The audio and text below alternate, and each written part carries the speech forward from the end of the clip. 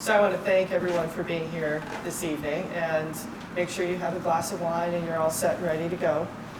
We have some amazing people with us tonight. Ross here, Klinger, is, well, I'd hate to say this, but I've known him since he was a little kid. His mom and I actually marketed Dean's first project here in Seattle, 210 3rd, about 20 years ago. And his dad was very instrumental in creating South Lake Union. And Ross's dad. Ross's dad. Yeah. And Ross has been instrumental in creating the downtown vibe, especially in where Nexus is located. He actually sold the land to Burrard. So we're going to have Ross talk a little bit about the commercial. So take it away. Sounds great. Just a second. Need to get closer to it. Yes.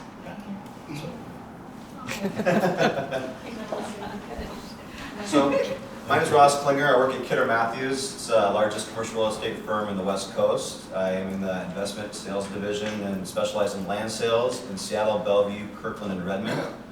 Really anywhere that pencils development for underground parking, which takes quite a bit of rents or sales price.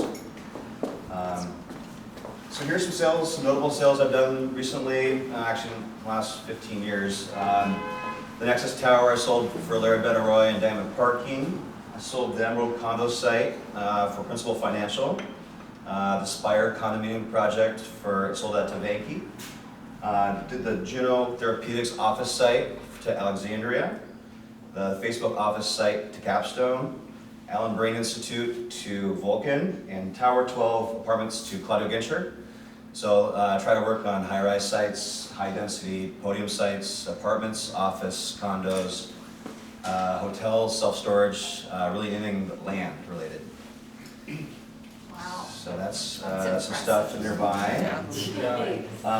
Like, he's the guy, Yeah. right? Yeah. That's impressive. This is a map I put together for the inbound tech demand. You know, obviously lots of huge tech companies moving to Seattle. The lease rates for lease spaces, big floor plate spaces, are approaching $50 triple net. As a comparison, San Francisco are approaching $100 triple net. So there's a huge potential rent growth there for office. There's a younger demographic in Seattle than there is Bellevue. A lot of these jobs are millennials or younger people making lots of money. It's a lot different than the family-oriented location in Bellevue. Usually these offices start small. They start with a satellite location. They grow their second, third, fourth generation spaces. Amazon, for example, one of their teams usually take about 300,000 square feet of office, as an example. There's roughly 60,000 people moving to the region every year, which is a huge amount. It's not a migration, but it's people moving in. There's only like 10,000 units being delivered, so there's just really no place for people to go. Demand's going to be strong for a long time. It's the #1 city in the nation right now for investment. With that said, people all really want to live, work, and play where they live.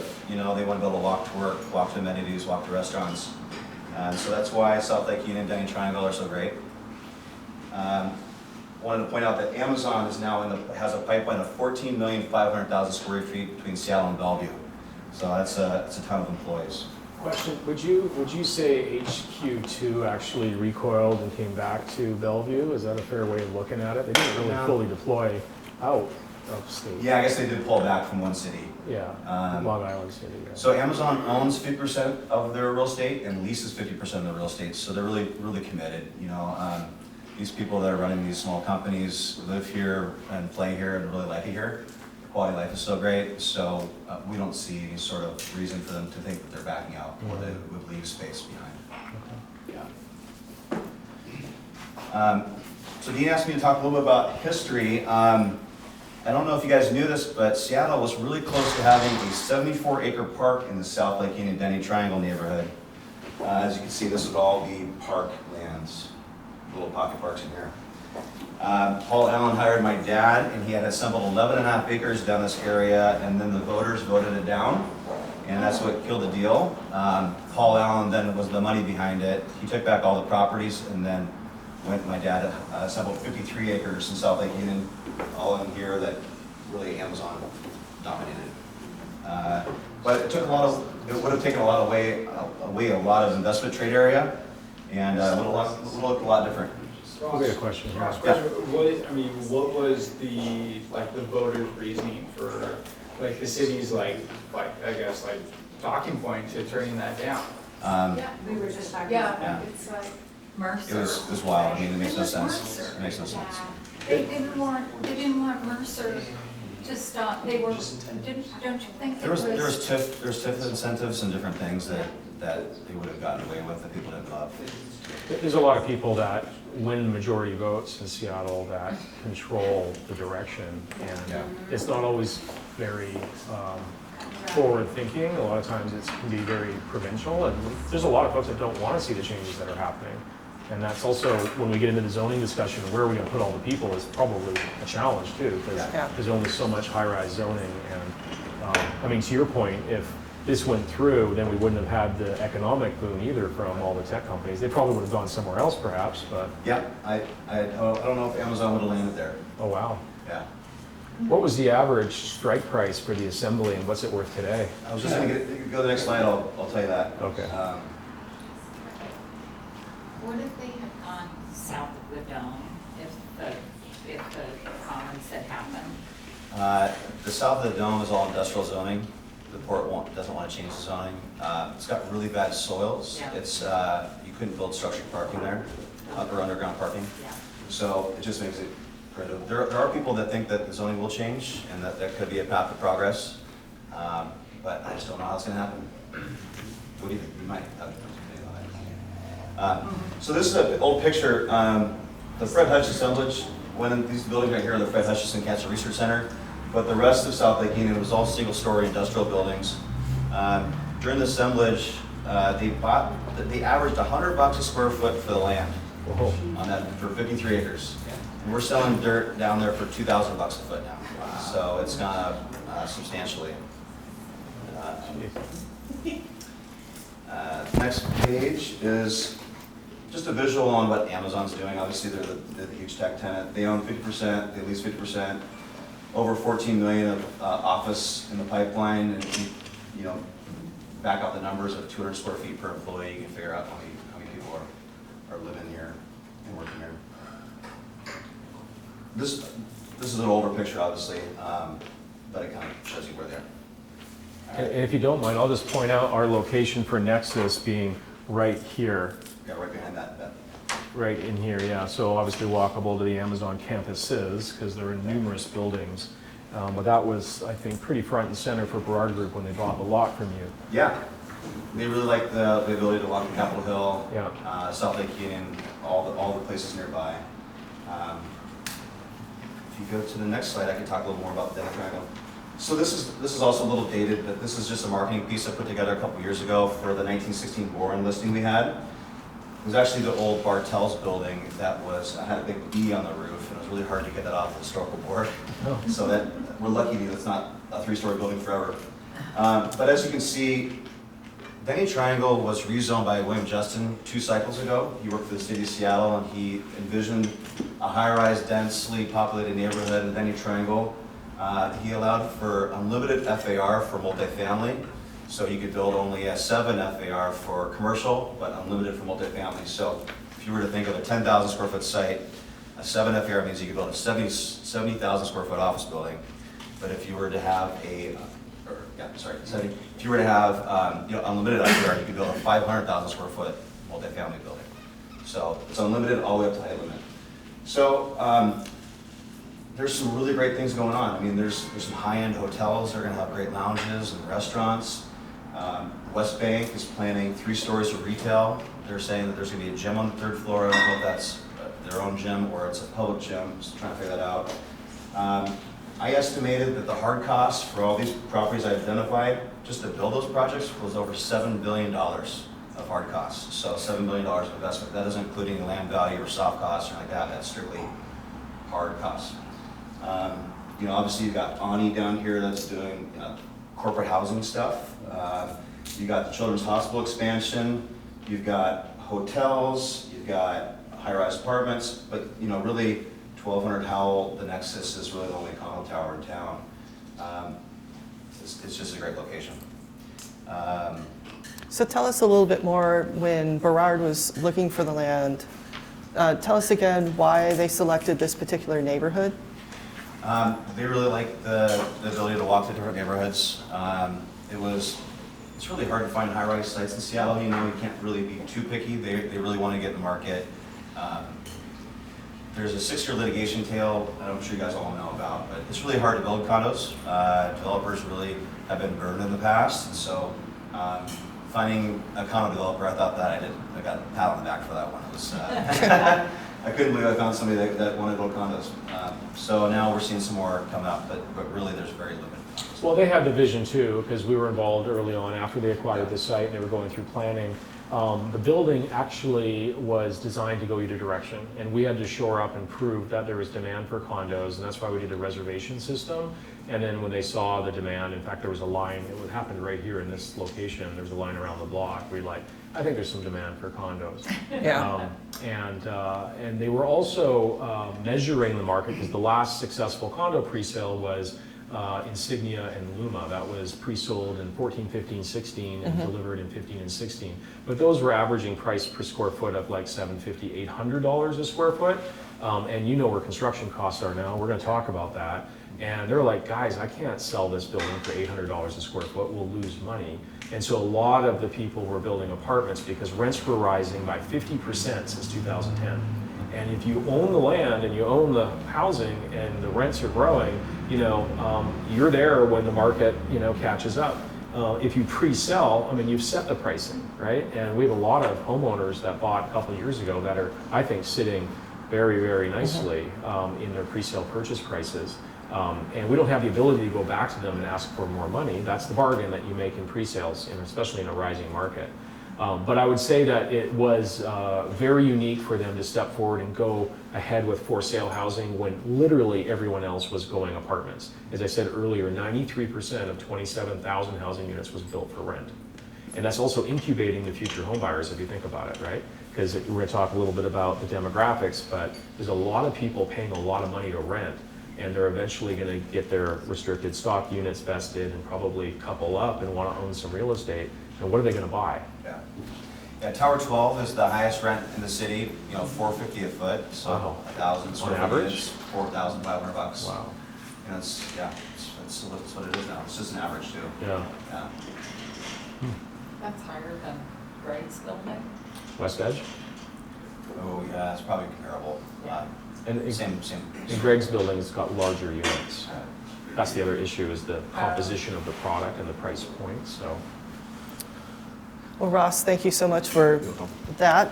We're going to move on to Jim. Jim Cassianis is an architect, very well known here in the area. He's a longtime resident of Capitol Hill, and he is, we'll call him Mr. I-5 lid. He is very instrumental in the I-5 lid project and has joined us here today to talk about the amazing project. Well, thank you for having me here. The lid is something that is not our vision. This vision started a long time ago in terms of the restoration of the city, the reconnection. When they planned the I-5 corridor in the 1950s or so, the fatal flaw was that they disconnected our city. So we look at it like we got to heal this scar.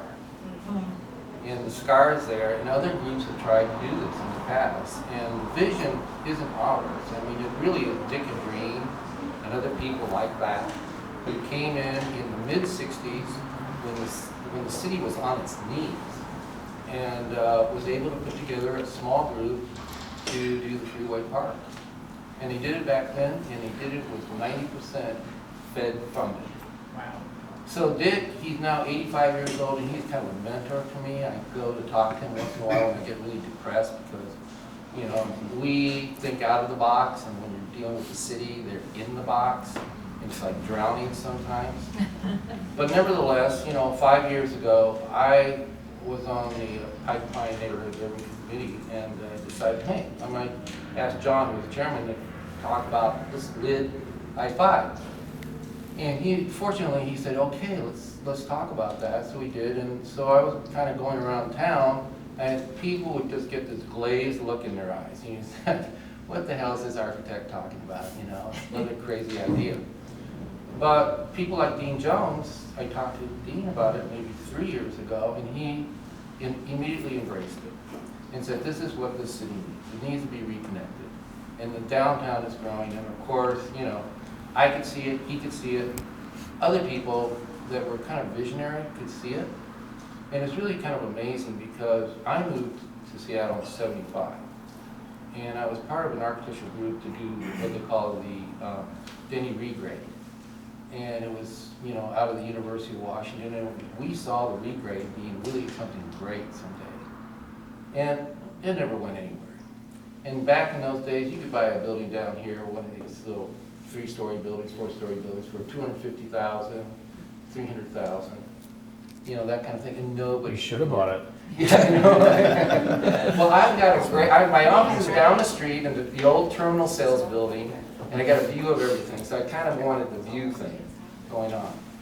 But other people came along, Paul Allen, and he had the Commons, and he wanted to have a large park for the city, and it didn't go through for lots of reasons.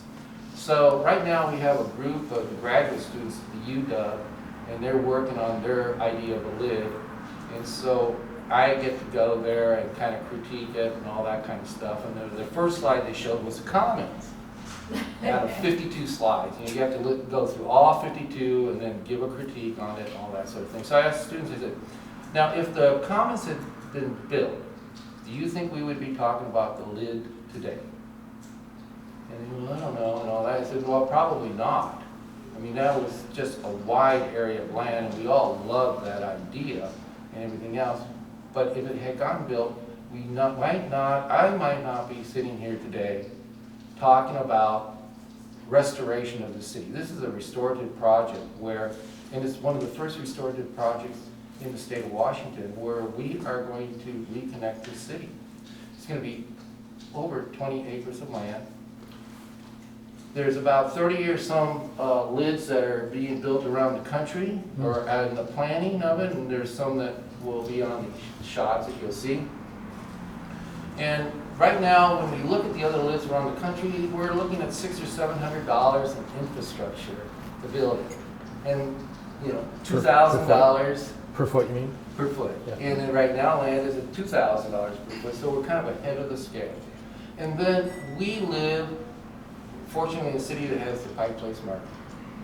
The Pike Place Market is the Pike Development Authority. They run it. They own it. They control it. And whatever rents they get from it goes back into the city coffers to support the market. So it's a great model. And so why not should our lid be like that model? So what we envision for it is that there'll be structures on it, and the land is going to be leased to developers, and there'll be income flowing from that to help support and maintain the lid. Because when we go in and talk to WashDOT, and believe me, WashDOT, you go in there and I feel like I'm drowning every time I go in with these guys. And the first thing is like, well, first they said, hey, where are the fatal flaws? And it's like, we don't look at things as fatal flaws. We look at it as major opportunities. And then the second thing is, well, how are we gonna, we have to maintain this. Where are we gonna get the money to maintain it? Well, it's from the revenue. It's gonna be a revenue generator. And there's been some other lids around the country, one in Dallas, and it is paying for itself. That's So great. they created that model. So as we go through the process from 5 years from now, it's not me, it's a whole bunch of people. There is no head person on this deal. And there's a lot of young people coming on up, and they're going to take it to the next level. And this is not the kind of deal that's going to be 20 or 30 years from now. It's not the Seattle screwed up process. It's going to be going quickly. And the way I can say that is we have a feasibility study ongoing right now. So we were able to get out of the $92 million public benefits package from the convention center, because the convention center people, Matt Griffin, those guys, they had to cough up that money in order to get some land to help build the convention center. And of the $92 million, that was all supposed to go for physical infrastructure, not studies. So we wanted 1.5 million. So when the city council was talking about this, we had to go through the design commission. They said, okay, we like the idea. Yeah, it is a feasibility study. Who knows if that thing's ever going to get built or not. That's their attitude. Then you got to go in front of city council. So I'm like there in front of city council, and all of these council people, the full council, and I'm looking at SWAT and the rest of them, I'm thinking like, oh, I wonder who's going to shoot this idea down. And explained it, and I said to them, you know, like, it's 1.5 million out of $92 million. This is probably the best investment you can have to do this study. Because if this goes through, and it will go through, that the city will change. This will be the sister to the Pike Place Market. This will be the project that brings people to Seattle to want to see Seattle, as well as the Pike Place Market and the waterfront and some other projects that are being planned. And this is what's going to take your area and make it into a really great area. Because the lid, we're envisioning it to be from basically Denny, Tom is right in that area by Ariat, and head south to Madison, possibly up to Yesler. So the whole street is going to go through. And you know, we have to build coalitions, we have to build a movement. Some people I know have talked already to Maria Cantwell. We haven't really talked to Patty Murray that much, but we are relying on the feds to help fund this thing.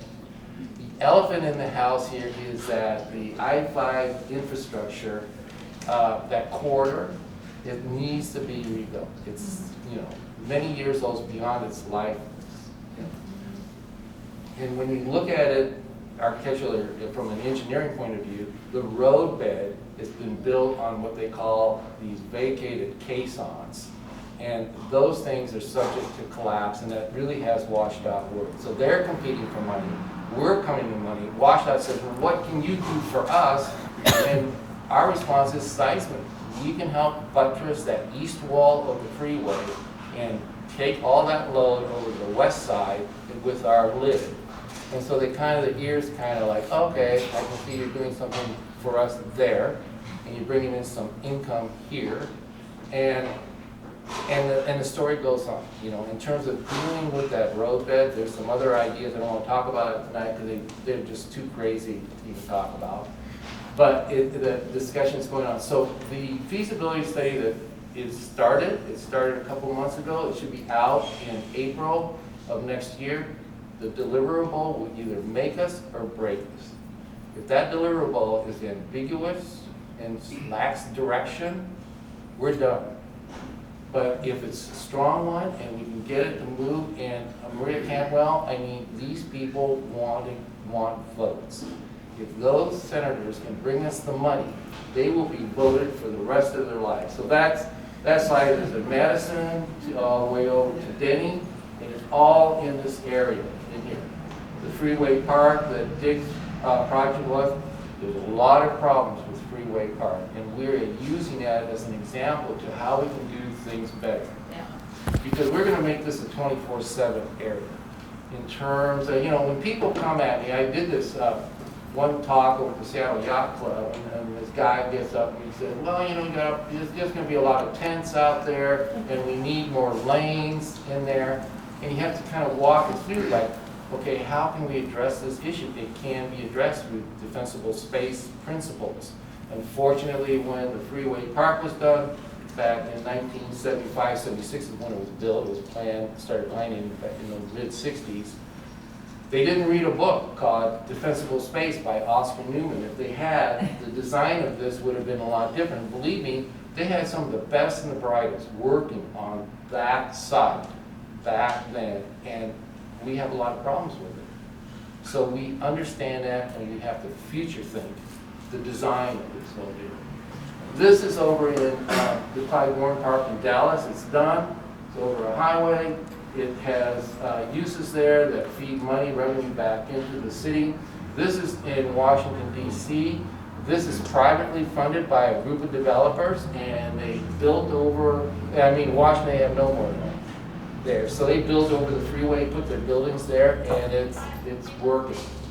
And they're further challenged in DC that they have capped zoning, right? No buildings are allowed to be Yep. taller than the Capitol. And as a result, they just ran out of room. And we're gonna talk about that in a little bit because we're not too far behind that.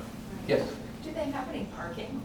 How do they deal with underground parking when it's a lid? Oh, in the Washington In DC one? Washington. Don't ask me. I just, Do you know? No parking is required, so Oh dear. work doesn't play. I was gonna say, I went to college in Dallas when they did the Clyde Warren project. yes. And they turned it in, there was office spaces on the other side that connected both the communities of office spaces, put one restaurant in the center and had food truck parking, and just brought two separated parts of Dallas to actually be able to walk in and experience across the area. And they did highway improvements at the same time. For sure, for sure. Yeah, so here's the SCAR portion of it, you know, that splits the city. So like I say, this is gonna be the first really restorative project. You know, the state of Washington is noted for some very large projects, you know. Whether it's building the viaduct, which was a, fatal flaw, or the Denny regrading the whole part of the city, that was a big one.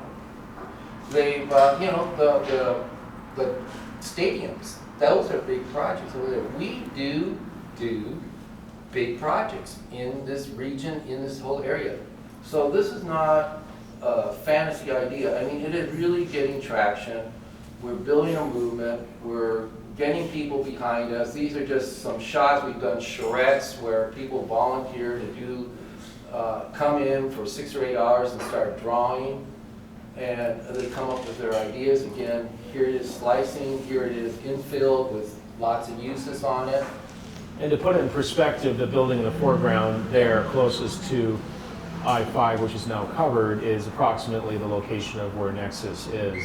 So you can imagine what an impact that would be to have immediate access to a major arterial, but also have it be quiet, trees and squirrels, open space, concerts in the park, all kinds of things that are possible. It's the living room for the city. Oh, I love that. You know, it really worked on. I might see that somewhere. You can, like I said, this guy kind of embraced it 3 or 4 years ago. And believe me, when you throw out ideas like this, you know when somebody shuts down on you. And so. And this is a town that's able to get big things done. You missed a couple big ones, like, the Highway 99 2-mile-long tunnel, which is basically our, big dig, like Boston's big dig. I mean, that's a multi-billion-dollar project that required numerous authorities to cooperate. We got out of it, the viaduct coming down, as well as a new seawall. So there's an example of fixing an infrastructure problem while bringing a world-class amenity, right? And that's kind of what you're talking about here, is there's a way to get a sort of an injured infrastructure project, which is I-5, and then fix it, and then also get a resource out of it because it was being thought through a little bit more in terms of the lid and the park itself. But total game changer. Oh, do you want to go back and get the picture? Just so we got a few. Yeah. Absolutely. The one before? You gotta see this one here. We'll talk about that. Oh, this is a video. Oh, Okay, sorry. this is a really, really short video. So this one here, I just met through the University of Washington, the guy that really helped put this project together, and he said send me. And so we've been emailing and talking. And so there's St. Louis. This is all just very recent in the last couple of years, and this is a time lapse. He sent me this time lapse. Oh, wow. This is the way it came about. This is how fast you can build something. Wow. Well, I think you said it earlier that they can build land for $700 a square foot Yeah. in a town that's running out of land. And if you had to acquire land, it would be $15,000 or $2,000 a square foot. And so it makes sense to manufacture land. I mean, if you go to the UAE, look at Dubai. They're building land by pumping sand and creating Palm Islands. You go to, is it Japan's airport that they created? And you go to Hong Kong. Where you run out of land, they try and build it. Now, it'd be very difficult for the U.S. to manufacture land literally, right? Because of the environmental issues. So this makes good sense. Can you touch on how that worked with the convention center expansion and the funding, mitigation funds? Yeah, so the convention center wanted about 7 street vacations going on, and they're all very vital in the city, so they're worth some money. And the developer there, when we were talking to him about it, said, well, yeah, the city wants money for this stuff. They probably, we'll give them 12 or 20 million bucks. And we said, no, it's going to be like 60 or 70 million dollars because there was a hotel that was, I'm not going to name any names, but it was built here recently, and they paid about $50 million for their public benefits thing. So they said, Matt, the developer doesn't know, he's just trying to push it through. But in the end, it came to $90 million. And there are many, many projects that are being funded with that money. And you go through a process of about 2 years to really, first you gotta get, noted for it, and it's not a crazy idea, then you gotta compete and all that kind of stuff, and then you gotta get people behind you to do it, and you gotta get the board of directors of the Washington State Convention Center to get behind you. Then you gotta go to the design review board and all that, and it goes on and on. And all we wanted was 1.5 million bucks, and we got it. So let me say that this is a volunteer effort. There's just not myself, but there's many people on our steering committee. We've been working on it, me 5 years, others maybe a few months, they're coming on. Then we have an advisory council of a bunch of hotshots in the city that have volunteered their time to really help push us through and get connections going, like with the senators and all that kind of stuff. So there's a lot of people putting a lot of effort into this thing. Other people have tried it, but the stars never aligned. The city is, said this 4 years ago, is burning on all 8 cylinders. And when everybody else tried to do this deal, there wasn't any momentum. There just wasn't the push. But now people can see that this city's burning on, like I say, all 8 cylinders. This is land that we need. We have a deficit of park space in this city. When you look at other cities around the country, there's a deficit. So Thatcher Bailey of Seattle Parks Foundation took us on, and there are, if you go to give money to the whole thing, you go through the Parks Foundation, and that's the way they handle that.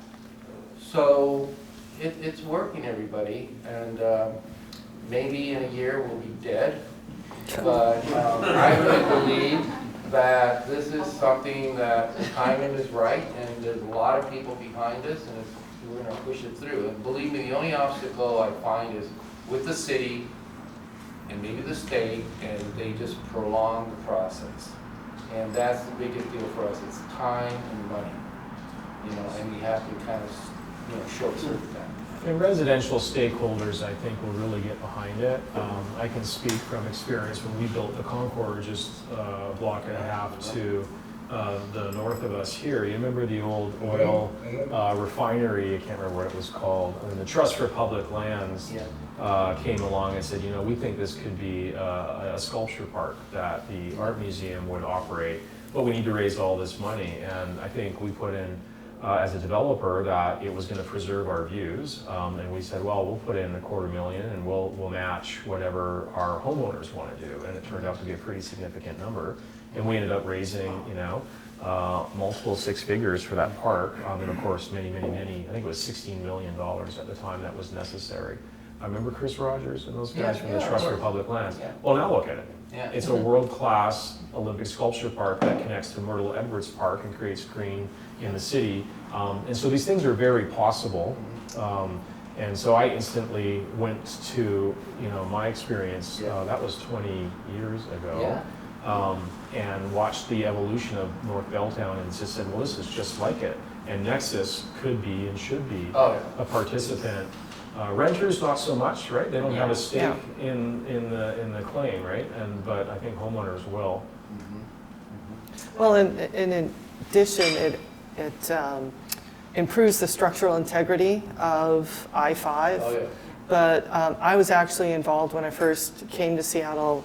I was doing large-scale site planning and design, and one of my first projects was Martin Luther King Memorial Park, and my second project was the I-90 lid.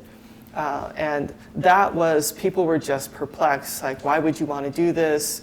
You know, if you put all these trees, et cetera, up here, you know, is it really going to hold? And people in Mercer Island were like, you know, we want to have this green space. And I mean, it really connected, you know, Mercer Island a lot more so when they were expanding I-90 there as well. So I can see how this is such a great way to pull together Seattle even more, which is like Nexus pulls together 4 different communities, and this will pull the entire Seattle area into a larger, more cohesive community. Like a living room for the city. Like the living room for the city. So Jim, thank you so much. Yes. And Question right here, though. Yes. I have a quick question. You mentioned earlier in the presentation that there are things about our current freeway park that don't work. I'm interested to hear what those are, because I didn't know that there was like problems. And then what would you guys do to design new kinds of lids that would address whatever it is that doesn't work for them? So if you're on Pike Street, you know, you're walking east towards Capitol Hill, and you go up that staircase Yeah. that's just beyond, and go up at around 8 o'clock at night. Oh, Not alone though. Right.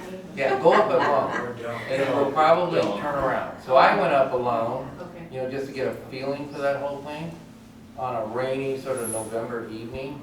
And there are so many places to hide, and you can hide there and then nail someone walking up those steps. Yeah. So it's all about defensible space. You do not create areas where, you know, you can't be seen, or you feel isolated as a pedestrian, or you feel, you know, emboldened as a criminal. So it's all about eyes on the street. Oscar Newman in New York, when he did his big study and he created this field called environmental psychology, he felt that anything beyond a 4-story building would be susceptible to crime. You always had to have people at 4 stories, because at 4 stories you can hear something and then you build up from there. But it's the 4 stories that really help in anywhere. You know, if you have a back alley, you have to have windows, you know, that look down on it, that kind of stuff. It's a pretty interesting book, and the crime rates went way down. Yeah. But so that's the thing with the field. Yeah. Yeah. And we'll have time at the end for more questions. Our next speaker is someone who's not shy to this arena, Mr. Dean Jones, who is our fearless leader, and also I've known him for 20-some years when he was a young pup and came to Seattle and took this funky old warehouse called 210 3rd, where there were people living on the top floor in man-made little cubicles. We called them the spider people, I believe. Yeah, the nests, yeah. And when we went up there to see this space that he had the vision of making into condos, literally they all scurried up and you heard all these little trapdoors closing. Oh, you gotta be kidding. And it was, and they had a skateboard ramp in there. It was amazing. And Dean's just like, wait till you see the vision I have for this space. So I'd like to turn it over to our visionary individual, Mr. Dean Jones. Thank you.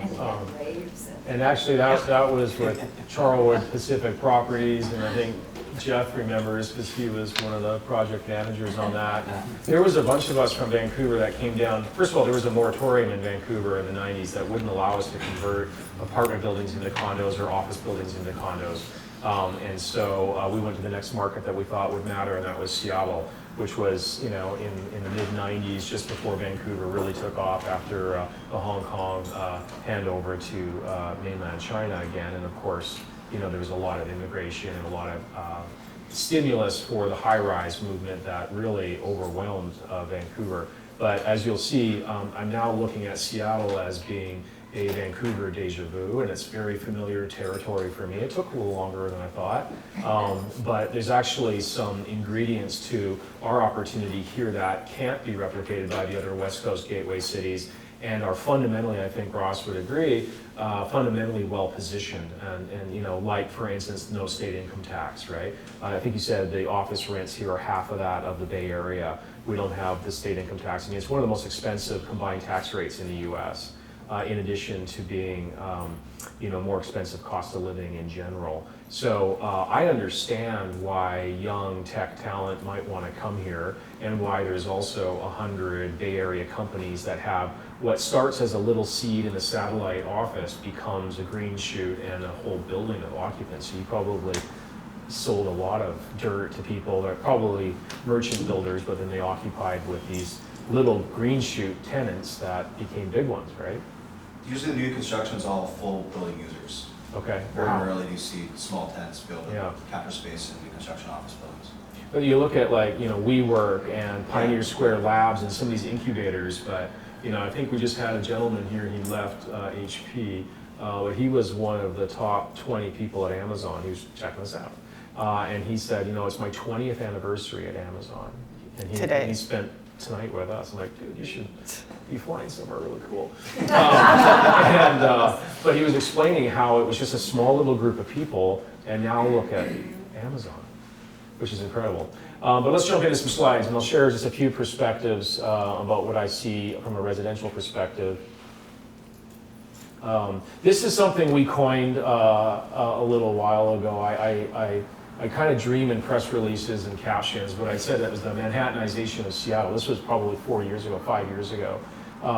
And we talked about why we believe we're going to have one of the most fundamentally dense markets like New York City, Vancouver, and San Francisco. And it was the start of a conversation about these fundamentals that are really all playing out. It's not that difficult if you understand economics and zoning and developer mentalities and the trends that we're all playing out, including the trends we're going to touch on a little bit about Asia and why we're well positioned there. Let's go to the next slide. This was one of the first graphics that we generated on behalf of Nexus. It was with WSP, big engineering firm that helps us understand, through VR modeling what the future might look like. We simply took the available land and the zoning, but these are actual applications for permits. Individual investors, this isn't a master plan, it's not a dream. Each one of those little gray boxes that many of which now stand today, and this is Nexus right here, was elevated for the purpose of accelerating the vision of where we thought a 2020 vision would go. What's unique about this is it's all individually funded. Most of the land has been sold. Ross probably sold half of that to those guys. And it never would occur to a lot of people that driving down Denny Way would feel the same as it does on Madison Avenue in New York City. But you will have 40 to 43-story towers on either side of Denny Way. And the neighborhood that we used to drive through to get to downtown Seattle is now a city in the city, is part of downtown Seattle. And it was just like putting water on a garden. Boom, these towers sprouted up, right? They were underutilized land uses. I think there was a Honda shop, help me out, what else was there? You changed them all anyways. Tire Just shops, yeah. Small office buildings, small retail. Yeah, a little bit individual owned properties that you'd have to land assemble where you get multiple properties together and you say, let's go for it. Then William Justin, who you spoke of, we did a project with him in 2005 and 6. I think that's what you're speaking to is the Center City Plan with Mayor Nichols. And basically he says, we have a problem. We've got all this accessible land in downtown Seattle on very narrow sites.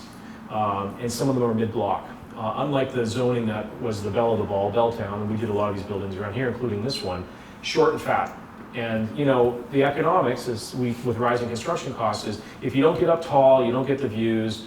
Short, squatty concrete buildings are expensive to build. You don't get a lot of efficiency because you don't get to sell a lot of units. There's parking, there's all kinds of things. But at the end of the day, it required too much dirt to get a couple hundred units on the property to make it pencil. And he says, no, we're going to take a model from Vancouver, and I think they actually took City Council up to Vancouver and said, let's talk about tower spacing, and let's talk about tall and slender buildings.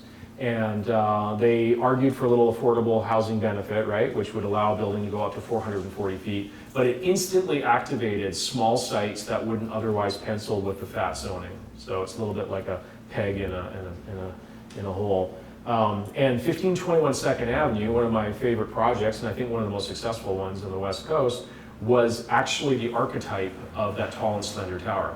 The zoning that we benefit from at Nexus is exactly the same zoning, okay, 440 feet.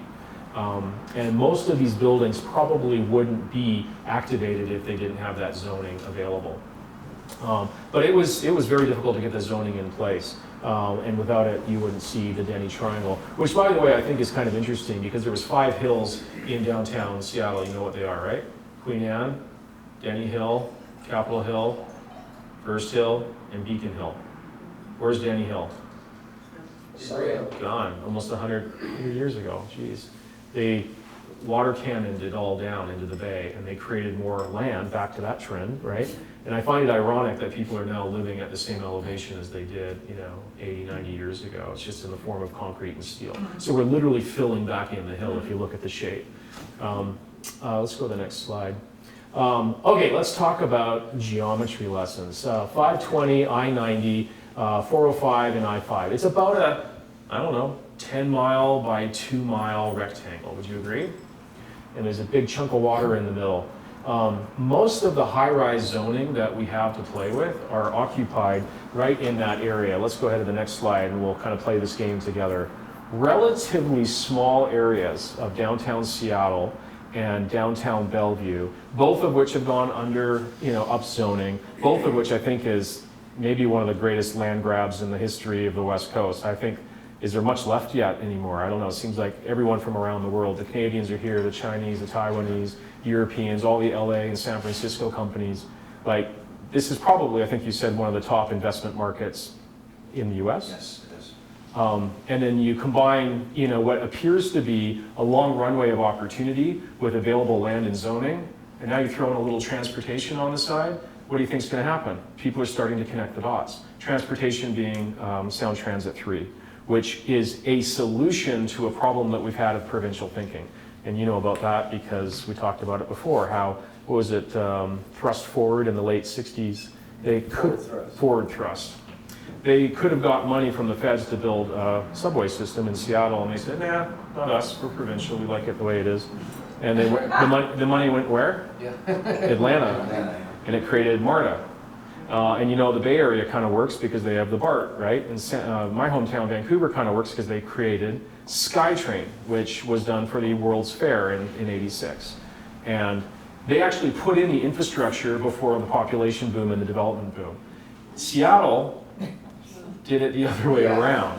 So they had all the population boom and maybe an unexpected run with the tech and the Asian investment and all that kind of stuff. And now we're trying to play catch up with transportation. So we have provincial city thinking with global aspirations, and now we're playing catch up. I think it's going to help Seattle tremendously. $55 billion transportation package connecting all the ex-urban neighborhoods, all of it coming to rest right across the street from our CODA project, which is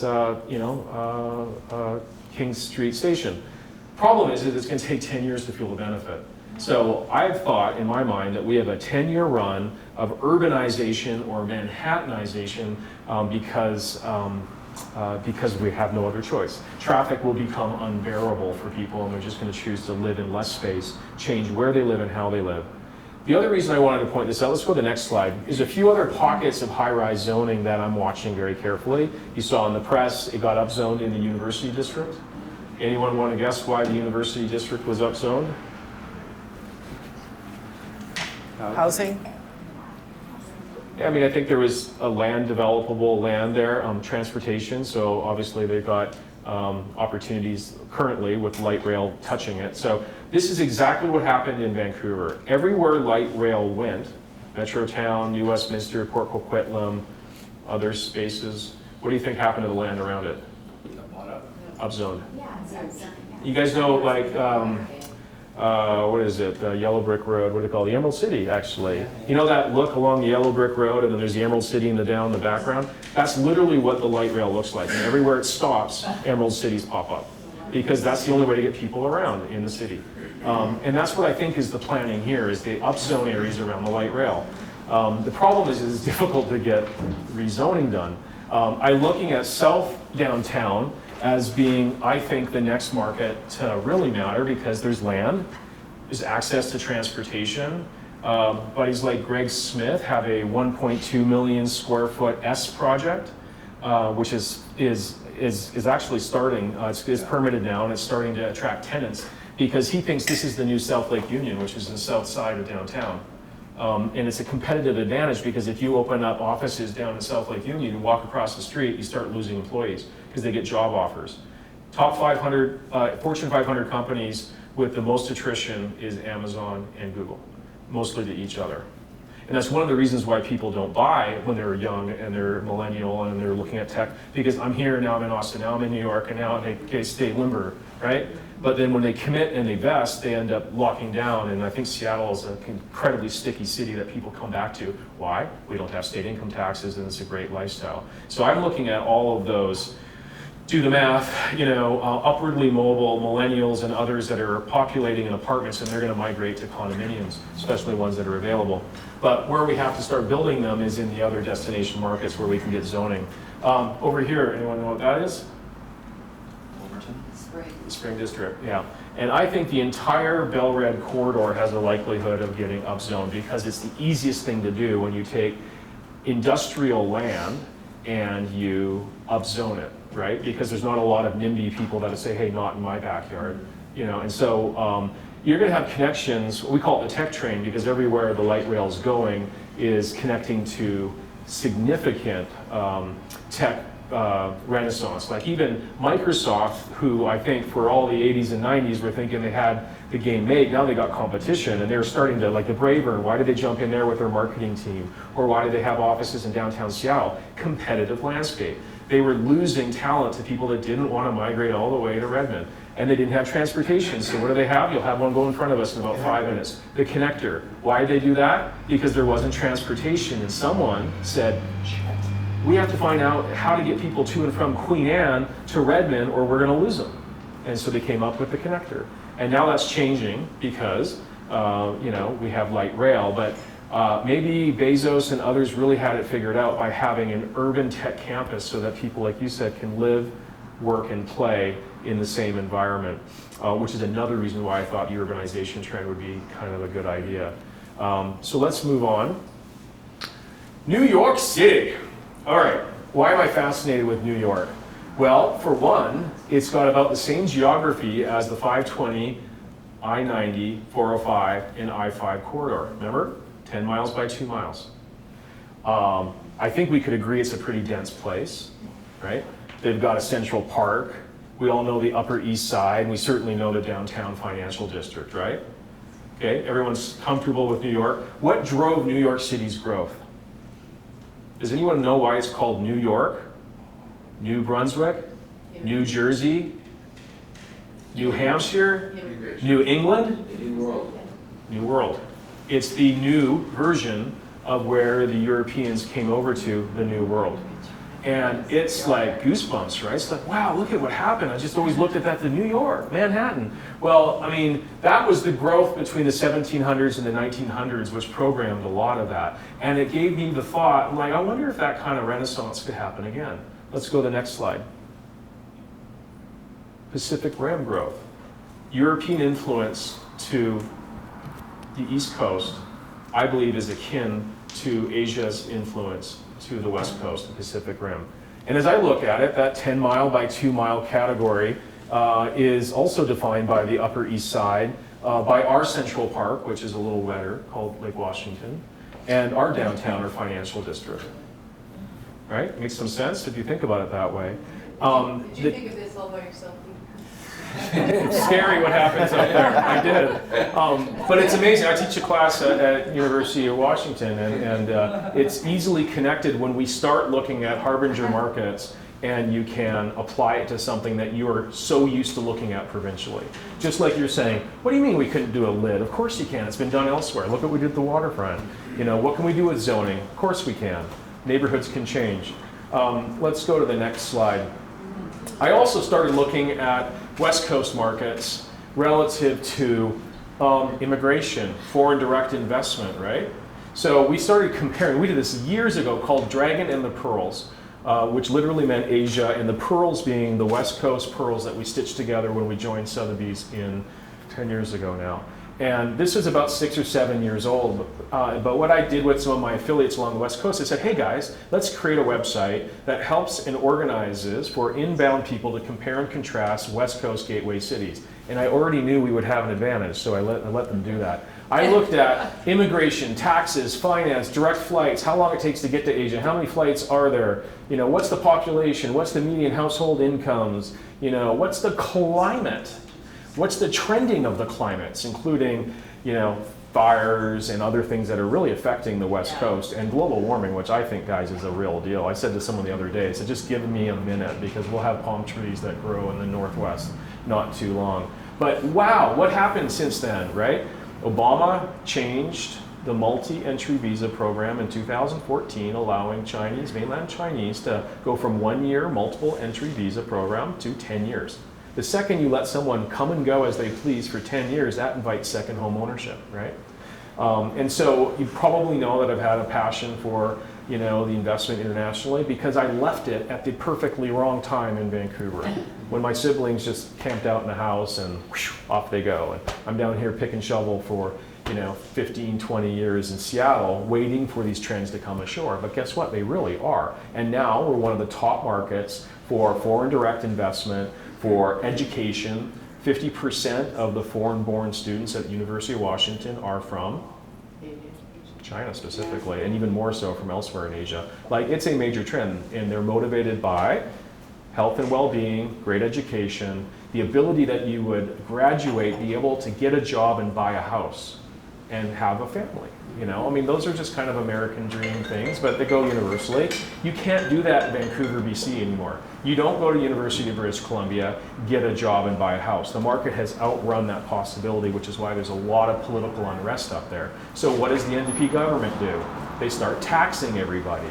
Well, that changed the goalposts, because now the investment rules have changed, and they created a foreign buyer home tax of 20%. So the market went, and now it's correcting. And a lot of that foreign direct investment and a lot of that Asian investment is now coming to the Seattle Bellevue metro area, including the developers. So I don't know if you would agree with this, Ross, but I know for me, a third to half of our clients and landholders are international. And it's like they all see something in Seattle that maybe the local developers don't, or didn't have the vision perhaps to see. Let's go to the next slide for a second. I think we're almost done there. And that's what is relatively affordability. If you were to compare the median household income to the median home prices in the Seattle Bellevue metro area, that ratio is more positive. So you get more bang for the buck, more house, okay, compared to any other of the West Coast gateway cities. In fact, Vancouver and Richmond is not too far away from the cost of Hong Kong relative to incomes in housing. It's one of the most expensive housing markets in the world. So if you knew all of that, and you could see a roadmap for the next 10 years, urbanization, Manhattanization, upzoning, transportation, all these influences, there's a connector bus. I knew it would happen. You can kind of see where the excitement comes from, right? Like if I had a tail, it would be wagging.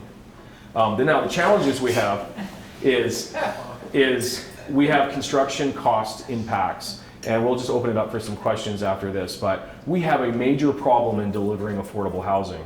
Isn't it weird that we had one of the fastest correcting markets in Seattle? Now that's from a frothy market year over year to something that's more realistic, so I think the media gets a little out of hand at times. Yet Tacoma was the fastest growing housing market in the US. All it was is a race for affordability, don't we think? A lot of people, I heard that from some of our affiliates down there, they're like, we are smoking busy because $1 million doesn't buy much up here anymore. And we can't build affordable housing because the cost of construction is rising at Crazy. 6 to 8% a year or so. That's crazy. And so we're right at this point now where some projects aren't penciling because the market's a little bit moderated and a developer has to see a decent runway of growth in order to especially build a condo, because we have to sell the prices here and then close the prices here, and who gets all the upside? The buyer, not the developer. And so I'm a little nervous that we're not going to see as much new construction as we might have anticipated, just because the way the banks are tightening up and otherwise. So in terms of being overbuilt, personally, I don't see it. I think there was some recent news that even the rents are now coming back. We were pretty nervous for a while there, during the second half of 2018, for a lot of political reasons, was was tough sledding, right? Many of us are brokers, we could all agree. What happened in 2018? Interest rates were rising. HQ2 debacle. Oh my God, we're losing Amazon. City Council, what's up with those guys and those policies? We're not pro-business. Midterm elections, journalists getting, killed overseas. Korea, help me out, there's gotta be more. Oh, I know, tech stocks, which reached a pinnacle height on Labor Day, how appropriate, and then by Christmas Day was down 26, 28%, Amazon. Do you think there's a wealth effect in Seattle? Do you know Microsoft people in the 80s and 90s? Do you think that drove some housing? Mm-hmm. Right, so if a lot of people here are making $100,000, what's the starting rate at Amazon? I heard it was like 80 or 100,000. Yeah. But they get most of their compensation in restricted stock units. So that's smart. Obviously it worked. Company's growing. But that also means a lot of people are motivated by their wealth effect, which is motivated by the value of the stock. The other thing that was a little kind of crazy, like the divorce and all that kind of stuff. I mean, there's a lot of things that the media jumps on to say, wow, what's going to be the trajectory of this company, right? And that's where we've been. But since the new year, actually a lot of those issues have been repairing. And I'm personally seeing an uptick in the market. I don't know if you are on the commercial side or you are in the single family and people investing again, but the stocks are back, stock market's up, interest rates are now lower again. I can't tell you that we've got a lot of political stability. My biggest fear currently is we're going into an election year of city council for Seattle, which is really going to advertise a lot of the trouble we're having. Right. But maybe there's some good news in that. Like, I think people's expectations are worse than maybe what it will actually be. But fundamentally, I'm pretty confident that we're going into a steady growth market, and I think the spring sales surge that we felt will continue through the summer, and that's why these kinds of conversations are super important to give you some context on how we see this next 10 years.